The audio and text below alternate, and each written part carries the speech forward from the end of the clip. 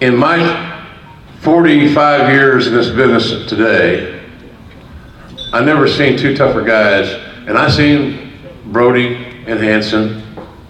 I seen, Arn and Tully. I've seen every tag team there is since it's '74.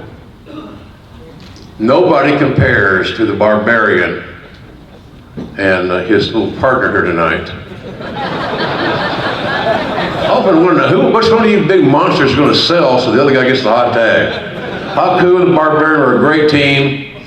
I love watching them work. But you know what they had? They brought integrity and respectability and professionalism to the business. I never heard them holding up a promoter and say, I can't put that guy over unless what? Well, unless you pay me more. That's not a character builder, by the way, guys. You shouldn't be talking finish and money before your match. You should have that done, or don't worry about it. What you should worry about is entertaining the paying customer and going out and doing your business. The young man that is introducing this great tag team with the Tag Team Award, when I first saw him, I told Dusty Rhodes this, if you will, baby, that we have found the next one-man gang. I was very serious. And anybody knows the one-man gang from that era, the UWF era, the Mid-South area knows, he was about as athletic a super heavyweight as you ever saw, with amazing timing, and you believed everything he did. And he got put with a great Skandar Akbar, and boy, what a nice devastation pair they were. When I saw this kid, Tyrus, I thought, wow, look what we got. I guess the gang has some kids. That's the offspring. In any event, I'd like to bring up Tyrus right now for the introduction of our Tag Team Award winners. Thank you.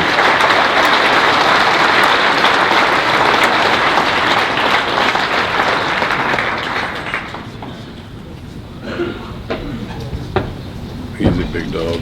Yes, sir. Yes, sir. All right, do your thing. Will do. Good evening. Thank you so much for having me here tonight. It is, before I get into what is a tremendous honor to talk about two of my favorite people on the planet, I'd like to point out that my son is asleep before I speak.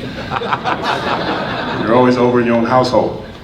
But it's a tremendous honor to be here to see all the legends.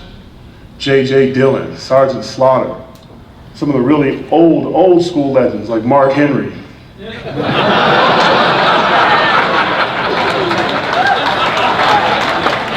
Who had to be put up front so he can hear and see us still.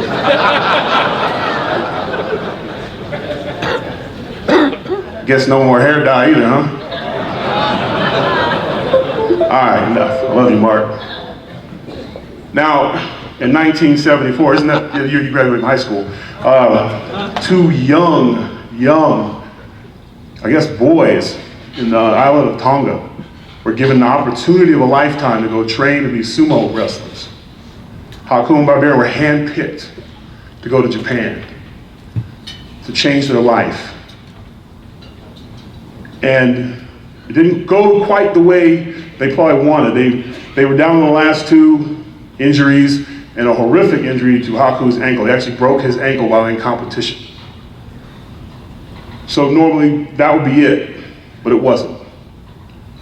Haku met his favorite sponsor, also had a connection with New Japan Pro Wrestling. And he went over there, then they sent him to train with the Funks. And that began his wrestling legacy. And because of their closeness, later on they met in Los Angeles, where Haku explained to Barbarian what the wrestling business was all about. He's like, I might want to get into some of that.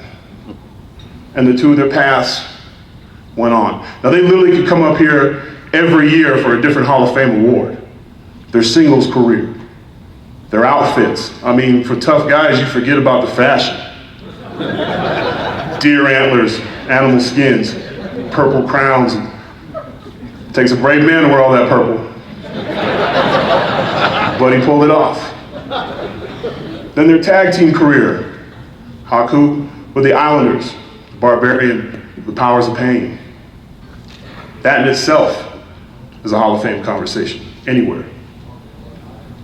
Then the two of them came together as the Faces of Fear. Now I have many stories about them. But everybody in this building has a Haku and Barb story. And my young son's here, so we're not gonna go into that. Because he knows him as Pa, the guy who cries when he cries. So that's who I know. But I am gonna talk about the American dream, and not the great Dusty Rhodes, rest his soul. How they captured the American dream. These two immigrants who came to America with a dream to better their lives, to provide for their family. Wrestling gave them that opportunity, but their work ethic never questioned anything. They never complained about not being champion. The most feared men in the business, they weren't the heavyweight champs. They were the guys who made the champions great. Never complained. They worked hard. They worked tired. Why? Was it the love of the business? In part, but it was the love of their families. The biggest lessons that I've gotten is about taking care of your family. Now, in my experience in WWE, when I was told I was going to do the Funkasaurus, I was not happy about it. I don't dance. Even when I was in the club, I just bobbed my head. And I was so worried about coming home and telling Haku, me, I'm gonna dance for a few minutes and rip my pants off in front of children before I wrestle. And I sat there next to him on the couch, nervous, didn't want to tell him. I came out, I'm looking at him. His face lights up and he goes, you know, you should try this. And he was so excited. And he got up and he started dancing and I was like, what in the blue? I didn't understand. And he said, son, you're taking care of your family. That matters more than anything else. And that's the lesson that these two men who embody what it is, the hard work to come from literally nothing, to take care of their families. And then the other side of it, probably the most important thing, and everyone here in this room can attest to that, as much as we love this wrestling business, she always doesn't love us back. Sometimes it ends not the way we want it. Sometimes we don't get the storyline we dreamed of. Didn't stop them. They weren't the guys who, when you saw, you kind of shied away from. You know what they did? They got jobs, real jobs, 9-to-5 jobs. One at the airport, the other working in a car dealership, so their kids could go to college, put food on the table. You never once heard them, man, if I had one more run. Man, if I only had one more story. It was, oh, I take care of my family. And that's the greatness of this tag team. So I can tell you all the wrestling stories in the world, but that's not who those men were. They are legends in this business, but they are legends of the American dream and what it is to be a hard-working American. And I am proud to be up here to introduce these men as men who took care of their families, who didn't go from wrestling in front of 100,000 people, 10 million people on TV, to working a 9-to-5 job and not have an attitude. Dealing with a guy who's, oh man, why aren't you on TV? I'm getting a paycheck to take care of my family. And I'm proud to say all their children are successful. All of them didn't have missed meal cramps. Got to follow their dreams. Graduated college first or went to the military and now they pursue their wrestling career, but they made sure they took care of business first. So I would just like to say from the bottom of my heart, thank you for showing all wrestlers that as much as you love the work in the ring, it's the work that you do to take care of your family. So ladies and gentlemen, I give you the Faces of Fear. Barbarian and Haku.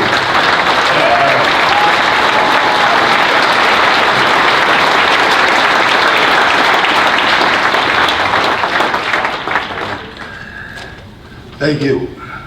Thank you guys. Good evening. Let me put my reading class getting old again.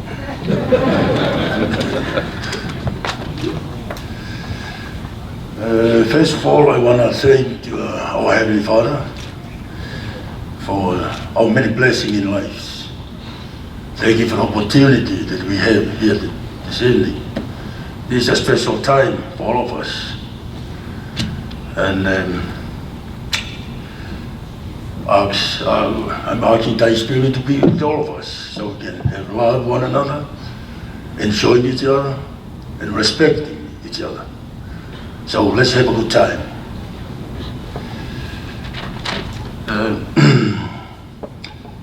I want to thank you, the big man here, Tyrus.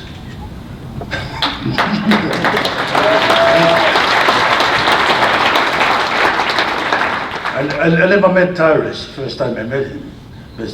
So, Well, blow the gimmick. yeah.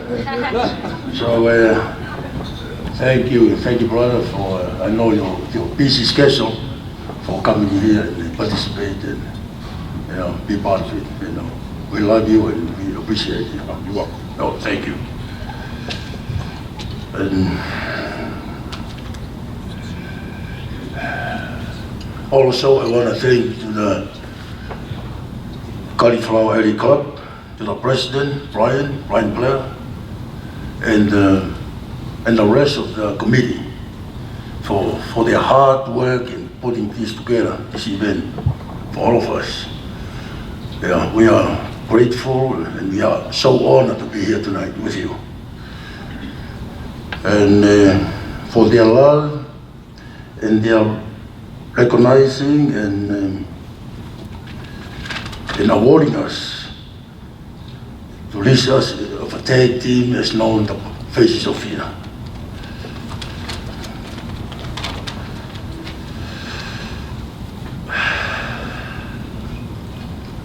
I want to mention who brought me into the business. Late Red Bastien.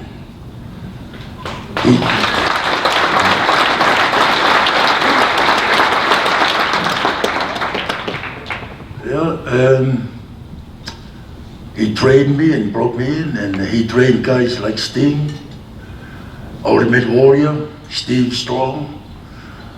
Only a few made it. The rest did not. Back then it was a little rough. We set the ring up, we wrestle, we break the ring down. Guess what we pay? Red tell us kids, rookies, go out there and grab a Coke and a hot dog. That's your pay.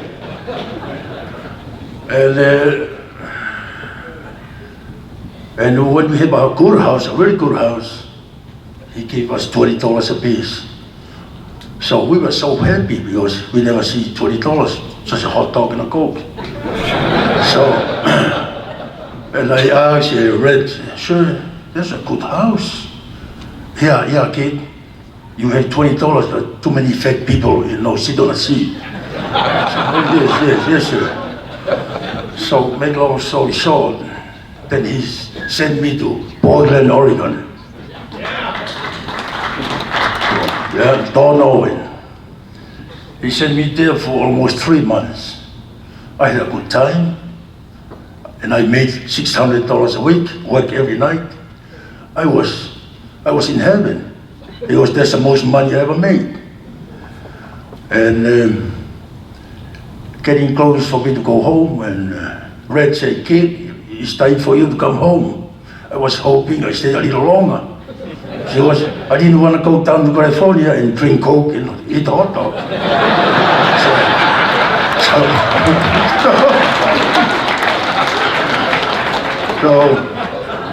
So we went there and continued with Red, and I quit the business. So I became, with my regular job, bounce at night and live during the day. Finally, my wife told me, honey, your nose is crooked. I didn't say anything. The next day, honey, your nose is crooked. I said, yes. So what happened? So, finally I explained what happened. I said, you mean wrestling on TV? I said, yeah, like Peter McGee, Jimmy Snuka, yes. Why don't you go back? No, I didn't want to explain, no, it's hard, it's rough. And I said, no, honey, I want you to go back. I guess she just want to be a wrestler's wife. So, finally, Red shipped me to San Antonio, Texas. That's where I started my career. But I want to thank some people and some promoters for helping me and believing me and with my career. Like people like Joe Brincher, San Antonio, Texas. late Don Owen from Portland, Oregon. Late Bob Geiger from Kansas City, Missouri. Carlos Colon of Puerto Rico. Late Jim Barnett from Georgia. Jim Crockett and NWA, Carolinas. Thank you, JJ. JJ was a big part of my life. And Dusty Rhodes, we love you. Yeah, they were there for me for a long time. And Antonio Inoki, New Japan. Ted Turner and WCW. Also Jerry Lawler and Jerry Jarrett. Let me share you a little story about the King. King, I love you to death. King I was nobody, make no money. That was my first break, came to Memphis. One night, he put the gimmick, shaved my head, my afro was right here, saved me mohawk and put the paint, and finally we threw some money with the King, not for me. People came to see King. So Mid-South Coliseum, I'm sure King still remember. He told me, kid, sit down. He don't call me King Konga, he called me kid, always kid, sit down. Yes, sir. So I sit down and I say, well, I want you to have some juice. I look at him, you mean orange juice? So, no, I want you to have some color. And he looked at me, do you know what color mean? No, sir. Don't worry about it. So let's go there and have a match. And when you see me make the comeback and a straight drop down, big punch, you take a pump, roll out. But that match was a lumberjack match. Yes, sir. So I follow. So finally make a comeback, the straight go down and big punch. Took a bump for the very first time the whole match. So he built me so strong, he's so smart. He built me so strong, to feed him. So went outside and Austin Idol got me from the east to I mean blood everywhere, rain everywhere. So we went there, he said, kid, sit down. Yes, sir, I sit down, blood just keep running.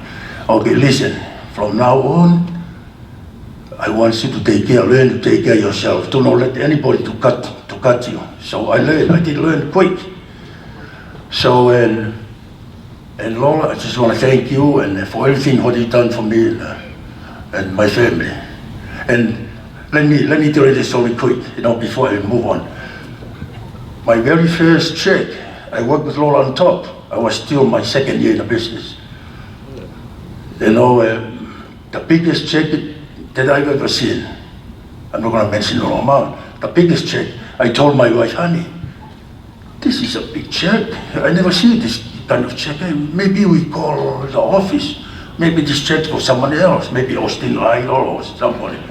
My wife said, yes, honey, I don't want you to get in trouble. Call. So I called and talked to King, and King said, yeah, what's the problem? Sir, this check is too much for me. I never see this kind of man. Lola said, kid, is your name on the check? Yes, sir. Go to the bank right away.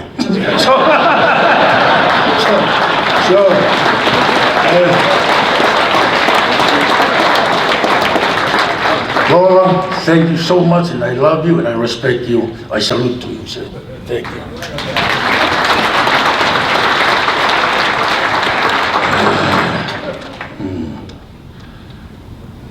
Lastly, I want to thank you to my friend. I want to thank Vince McMahon and WWE for everything what he did to me and my family. There was a time, I'm not going to mention Powers of Pain, that's a different story. But there was a time we had some trouble with the pain, floats, everything. So my wife picked up the phone, called Pat Benson. Pat, my husband need a check. I never forget. Pat said, how fast he gonna pack his bag? Oh, very soon. How soon? Very, very soon. They run him, take him to the airport. Brothers and sisters, WWF then used me for almost 3 months. How so? How so? No TV, how so? No, that will help me out. I'll never forget it.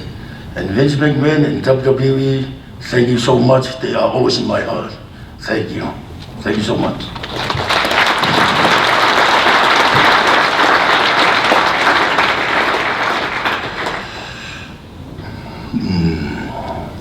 I want to thank you to all the legends in front of here.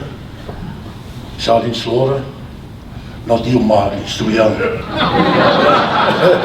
Jerry Briscoe, Jerry the King Lawler, Tony Funk, Jim Ross, JJ Leland.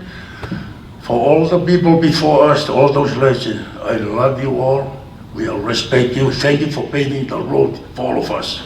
Thank you so much.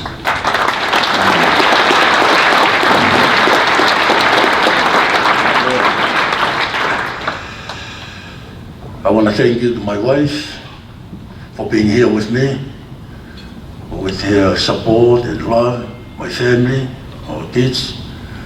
We've been through hard time, bad time, good time, but he always believed in me and always stay all the way to the end. And thank you, honey. I love you, and I love you always.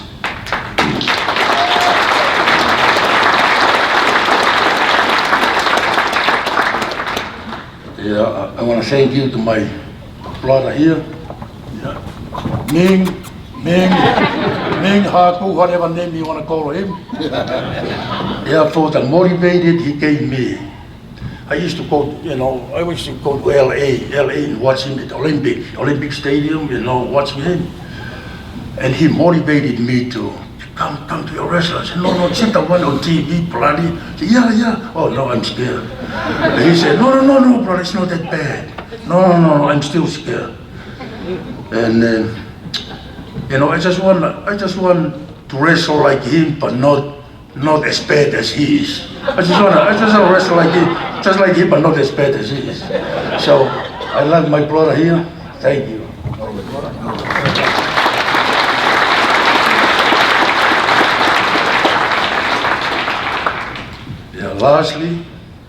Very lastly, I just want to thank you for all the people, all the fans, and through the world. If you love us or you hate us, we still want to thank you for all your support for all those years. Thank you so much. Thank you. God bless you.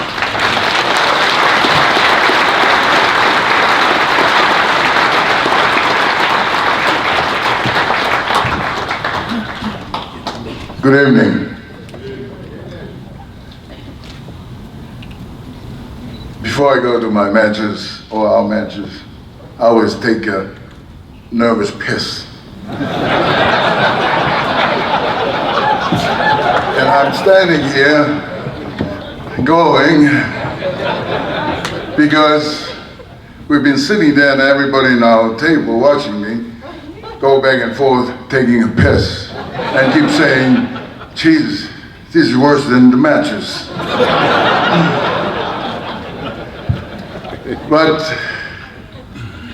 as you all hear from my partner and Tyrus about family, us was a little different in that way because the kingdom, the last kingdom of the Pacific is the kingdom of Tonga. Our king at the time, Tawautupo IV, have a vision, whatever his people can get involved, education, working, and all that, what he thought about. And got this deal from Japan that we were chosen by the king and the people, government, to represent them. What a bad mistake. But anyway, we were grateful because we were trying and always, like that. As Tyrus and Barbarian were saying, I put that on my shoulder. Our motto was, or still is, God and Tonga is my inheritance, are my inheritance. So as they sent us to Japan to be a sumo wrestler, there was something, at 14 years old, God was working on me, I guess, to take care of those parts there. The little kingdom, and also our families. So we went on sumo, did pretty good. And we both, I had to stay back in Japan because I broke my ankle. Shione, Barbarian, went on until he said that we met up at the Olympic Stadium a few years. So I just want to let you know that's how it started, the Faces of Fear. By the WCW, thank you. WWF, always, thank you. And I like to mention, I'm going to jump in here and there. Went from sumo to professional wrestling, All Japan Pro Wrestling. And I would like to say, Shohei Baba, thank you very much for giving me the opportunity to be a wrestler. Took me back to Japan, and 3 months later, the funds show up. And I have to leave Japan with the funds. I am going to be the cowboy from the South Pacific in Amarillo, Texas.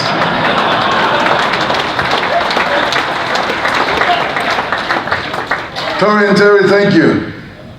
I appreciate both of you. And then, of course, my pocket money, I drove it somewhere because everybody the Japanese told me, you wear a suit, it looks good, that's what it is, you're going with the funds. The respect that we have for the Americans was different then. Pick their bags up from the airport, take them to the bus, tell them what time, as Barbarian was saying, put up the ring, take off the ring, all that good stuff. Respect, seniority. And that was the days of Japan coming to America. So they sent me over to Los Angeles with the Guerrero family. Hector, Chavo. Worked there. And then they're supposed to send me over to Florida to work for Jerry. I have to tell you, the Briscoes, they were good brothers.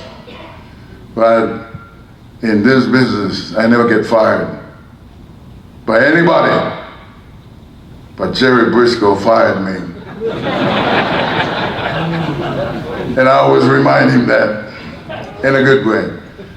Oh well, he's a brother. Love you, bro. You always remember. I will always remember that.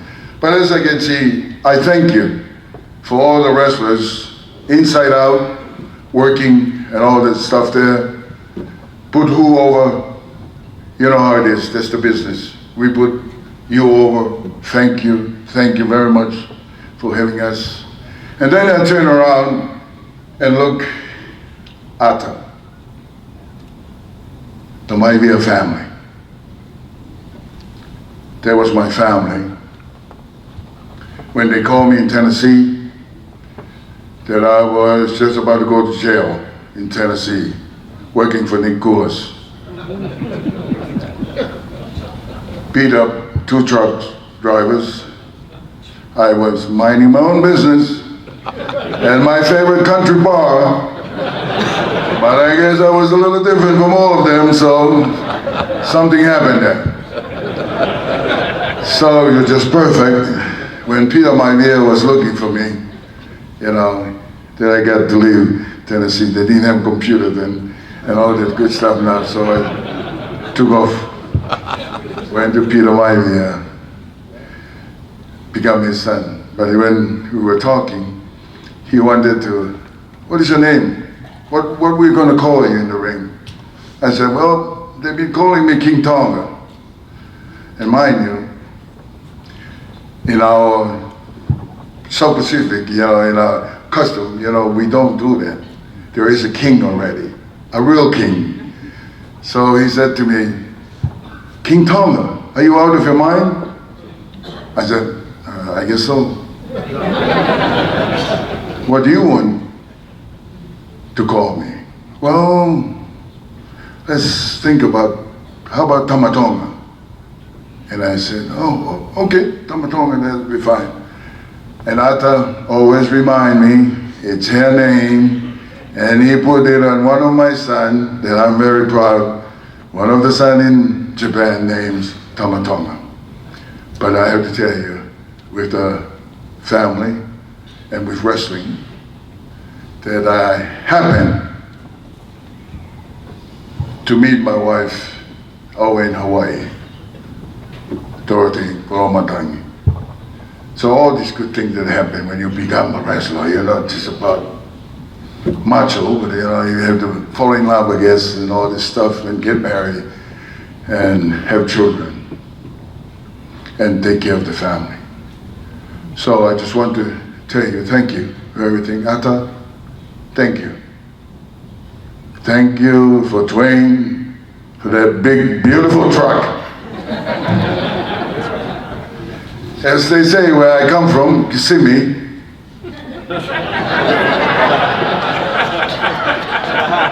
Now, you are a real redneck now.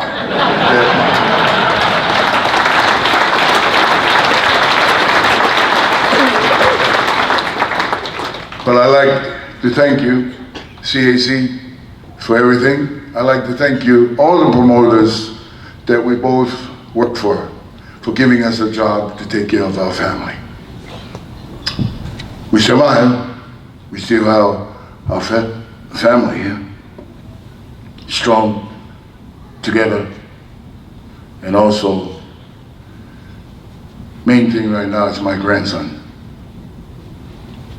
Sia Sikong. Love him to death.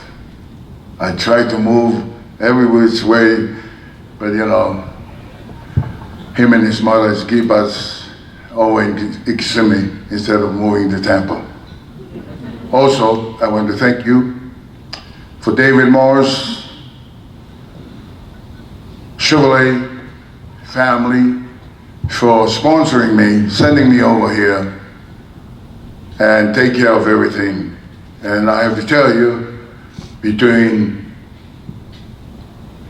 David Sierra and Ricky Santana, I am the one that they brought in this year, and my family, because they twisted Brian Blair's arm so that we can be able to come over this year. So thank you all, thank you everybody that are here tonight, and also all over the world, the fans, for the support and your love. Thank you very much.